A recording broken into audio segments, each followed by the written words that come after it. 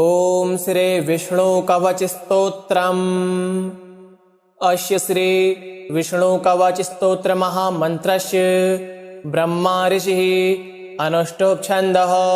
श्रीमन्नारायणो देवता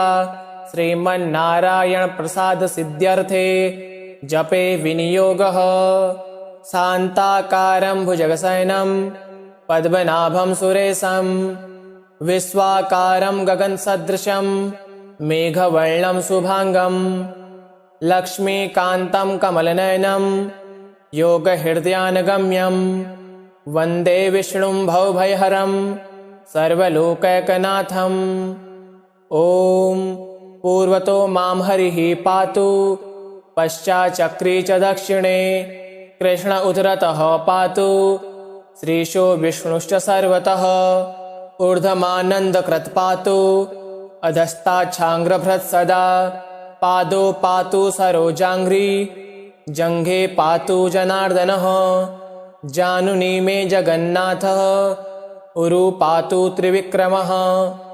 गुह्यं पातु हृषीकेशः पृष्ठं पातु ममावयः पातु नाभिं ममानन्तः कुक्षिं राक्षसमर्दनः दामोदरो मे हृदयं वक्षः पातो निरकेशरी कण्ठो मे कालियारातिः भुजो भक्तार्तिभञ्जनः कण्ठं कालाम्बुदश्यामः स्कन्धो मे कंसमर्दनः नारायणो व्यान्नासां मे कर्णो केशीप्रभञ्जनः कपोले पातु वैकुण्ठो जिह्वां पातु दयानिधिः आश्यं दशाश हन्ताव्यात् नेत्रे मे हरिलोचनः भ्रुवो मे पातु भूमीशो ललाटं मे सदाच्युतः मुखं मे पातु गोविन्दः शिरो गरुडवाहनः मां शेषशायी सर्वेभ्यो व्याधिभ्यो भक्तवत्सलः पिशाचाग्निज्वरेभ्यो मापभयोऽवतु वामनः सर्वेभ्यो दुरितेभ्यश्च पातु मां पुरुषोत्तमः। इदं श्री विष्णुकवचं सर्वमङ्गलदायकं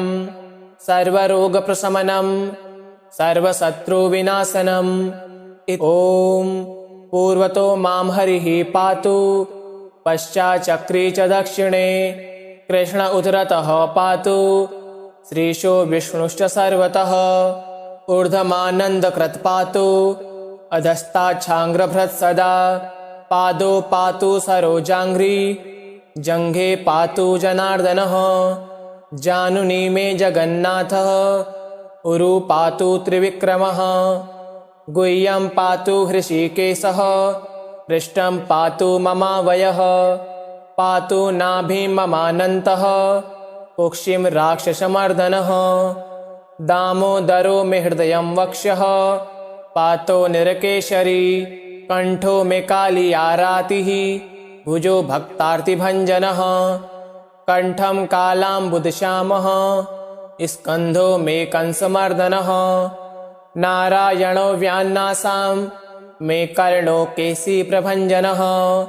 कपोले पातु वैकुण्ठो जिह्वां पातु दयानिधिः आश्यं दशाश हन्ताव्यात् नेत्रे मे हरिलोचनः भ्रुवो मे पातु भूमीशो ललाटं मे सदाच्युतः मुखं मे पातु गोविन्दः शिरो गरुडवाहनः मां शेषशायी सर्वेभ्यो व्याधिभ्यो भक्तवत्सलः पिशाचाग्निज्वरेभ्यो मापभयोऽवतु वामनः सर्वेभ्यो दुरितेभ्यश्च पातु मां पुरुषोत्तमः। इदं श्री विष्णुकवचं सर्वमङ्गलदायकं सर्वरोगप्रशमनं सर्वशत्रुविनाशनम्। ॐ पूर्वतो मां हरिः पातु पश्चाच्चक्रे च दक्षिणे कृष्ण उदरतः पातु श्रीशो विष्णुश्च सर्वतः ऊर्ध्वमानन्दकृत् पातु अधस्ताच्छाङ्ग्रभृत् सदा पादो पातु सरोजाङ्घ्रि जङ्घे पातु जनार्दनः जानुनी मे जगन्नाथः उरु पातु त्रिविक्रमः गुह्यं पातु हृषीकेशः पृष्ठं पातु ममावयः पातु नाभिं ममानन्तः कुक्षिं राक्षसमर्दनः दामोदरो मे हृदयं वक्षः पातो निरकेशरी कंठो मे कालियारातिः भुजो भक्तार्तिभञ्जनः कंठं कालाम्बुदश्यामः स्कन्धो मे कंसमर्दनः नारायणो व्यान्नासां मे कर्णो केशीप्रभञ्जनः कपोले पातु वैकुण्ठो जिह्वां पातु दयानिधिः आश्यं दशास्य हन्ताव्यात् नेत्रे मे हरिलोचनः भ्रुवो मे पातु भूमीशो ललाटं मे सदाच्युतः मुखं मे पातु गोविन्दः शिरो गरुडवाहनः मां शेषशायी सर्वेभ्यो व्याधिभ्यो भक्तवत्सलः पिशाचाग्निज्वरेभ्यो मापभयोऽवतु वामनः सर्वेभ्यो दुरितेभ्यश्च पातु मां पुरुषोत्तमः इदं श्रीविष्णुकवचं सर्वमङ्गलदायकं सर्वरोगप्रशमनं सर्वशत्रुविनाशनम् ॐ पूर्वतो मां हरिः पातु पश्चाच्चक्रे च दक्षिणे कृष्ण उदरतः पातु श्रीशो विष्णुश्च सर्वतः ऊर्ध्वमानन्दकृत् पातु अधस्ताच्छाङ्ग्रभृत् सदा पादो पातु सरोजाङ्घ्रि जङ्घे पातु जनार्दनः जानुनी मे जगन्नाथः उरु पातु त्रिविक्रमः गुह्यं पातु हृषीकेशः पृष्ठं पातु ममावयः पातु नाभिं ममानन्तः कुक्षिं राक्षसमर्दनः दामोदरो मे हृदयं वक्षः पातो निरकेशरी कंठो मे कालियारातिः भुजो भक्तार्तिभञ्जनः कंठं कालाम्बुदश्यामः स्कन्धो मे कंसमर्दनः नारायणो व्यान्नासां मे कर्णो केशीप्रभञ्जनः कपोले पातु वैकुण्ठो जिह्वां पातु दयानिधिः आश्यं दशास्य हन्ताव्यात् नेत्रे मे हरिलोचनः भ्रुवो मे पातु भूमीशो ललाटं मे सदाच्युतः मुखं मे पातु गोविन्दः शिरो गरुडवाहनः मां शेषशायी सर्वेभ्यो व्याधिभ्यो भक्तवत्सलः पिशाचाग्निज्वरेभ्यो मापभयोऽवतु वामनः सर्वेभ्यो दुरितेभ्यश्च पातु मां पुरुषोत्तमः इदं श्रीविष्णुकवचं सर्वमङ्गलदायकं सर्वरोगप्रशमनं सर्वशत्रुविनाशनम् ॐ पूर्वतो मां हरिः पातु पश्चाच्चक्रे च दक्षिणे कृष्ण उदरतः पातु श्रीशो विष्णुश्च सर्वतः ऊर्ध्वमानन्दकृत् पातु अधस्ताच्छाङ्ग्रभृत् सदा पादो पातु सरोजाङ्घ्रि जङ्घे पातु जनार्दनः जानुनी मे जगन्नाथः उरु पातु त्रिविक्रमः गुह्यं पातु हृषीकेशः पृष्ठं पातु ममावयः पातु नाभिं ममानन्तः कुक्षिं राक्षसमर्दनः दामोदरो मे हृदयं वक्षः पातो निरकेशरी कंठो मे कालियारातिः भुजो भक्तार्तिभञ्जनः कंठं कालाम्बुदश्यामः स्कन्धो मे कंसमर्दनः नारायणो व्यान्नासां मे कर्णो केशीप्रभञ्जनः कपोले पातु वैकुण्ठो जिह्वां पातु दयानिधिः आश्यं दशास्य हन्ताव्यात् नेत्रे मे हरिलोचनः भ्रुवो मे पातु भूमीशो ललाटं मे सदाच्युतः मुखं मे पातु गोविन्दः शिरो गरुडवाहनः मां शेषशायी सर्वेभ्यो व्याधिभ्यो भक्तवत्सलः पिशाचाग्निज्वरेभ्यो मापभयोऽवतु वामनः सर्वेभ्यो दुरितेभ्यश्च पातु मां पुरुषोत्तमः। इदं श्रीविष्णुकवचं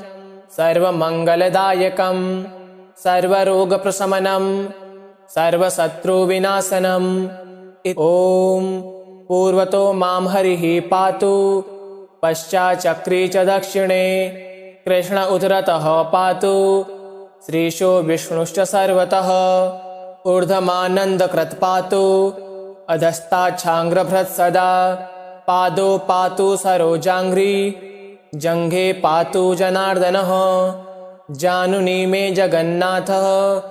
उरु पातु त्रिविक्रमः, गुह्यं पातु हृषीकेशः,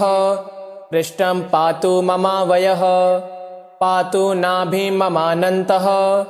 कुक्षिं राक्षसमर्दनः, दामोदरो मे हृदयं वक्ष्यः, पातो निरकेशरी, कंठो मे काली आरातिः, भुजो भक्तार्तिभञ्जनः, कंठं कालाम्बुदश्यामः, स्कन्धो मे कंसमर्दनः, नारायणो व्यान्नासां मे कर्णो केशीप्रभञ्जनः, कपोले पातु वैकुण्ठो, जिह्वां पातु दयानिधिः, आस्यं दशाश हन्ताव्यात्, नेत्रे मे हरिलोचनः, भ्रुवो मे पातु भूमीशो, ललाटं मे सदाच्युतः, मुखं मे पातु गोविन्दः, शिरो गरुडवाहनः, मां शेषशायी सर्वेभ्यो व्याधिभ्यो भक्तवत्सलः, पिशाचाग्निज्वरेभ्यो मापभयोऽवतु वामनः, सर्वेभ्यो दुरितेभ्यश्च पातु मां पुरुषोत्तमः। इदं श्रीविष्णुकवचं सर्वमङ्गलदायकं सर्वरोगप्रशमनं सर्वशत्रुविनाशनम्। ॐ पूर्वतो मां हरिः पातु, पश्चाच्चक्रे च दक्षिणे कृष्ण उदरतः पातु, श्रीशो विष्णुश्च सर्वतः ऊर्ध्वमानन्दकृत् पातु,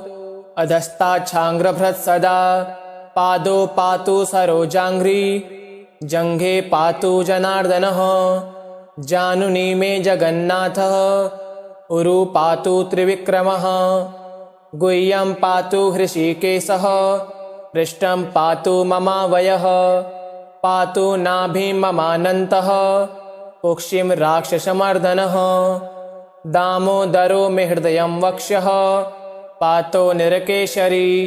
कंठो मे काली आरातिः, भुजो भक्तार्तिभञ्जनः, कंठं कालाम्बुदश्यामः,